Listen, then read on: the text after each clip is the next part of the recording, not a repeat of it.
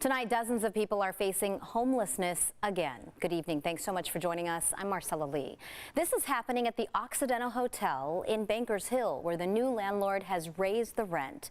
Many can barely afford the rates they're paying right now, much less a 10% or more increase. CBS 8's Abby Alford spent the day working to get answers and talked with people who don't want to go back out on the streets.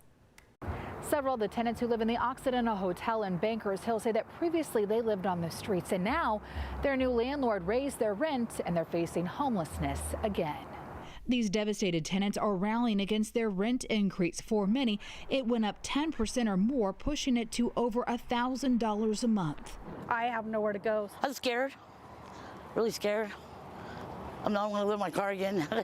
I'm living on Social Security, and I'm barely paying the rent now. Nearly 2 years ago, Steve Langle couldn't afford rent. Before, I was in the Alpha tent. His new home is at the Occidental Hotel in a single-room occupancy known as an SRO, which is for low income. We found pictures on Yelp that show rooms are about 250 square feet.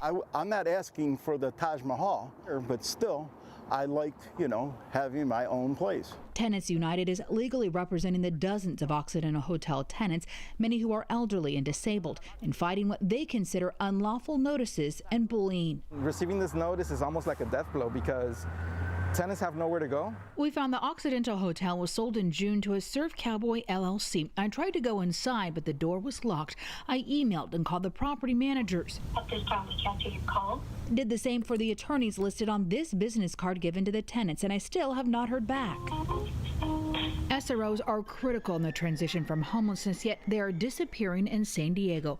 PATH, which stands for People Assisting the Homeless, found this year there are 462 units and buildings that have been sold, for sale, or lost in San Diego. When you take these units off the market, they are not being replaced. There is no level of affordability that, is equal to what already existed. We wanted to know what the mayor's doing about it. His office deferred me to Council President Sean Elo Rivera, who says this hit close to home. My first semester in law school, I had been living in my car for several weeks, and the Occidental is the SRO that I stayed in to get myself through finals. I asked Elo Rivera about this issue, and he says while it won't help Occidental tenants, he says he's working to protect or add SROs in any downtown redevelopment. This is a critical rung on the housing ladder. A ladder that Steve Langle says, despite being disabled, he won't stop climbing.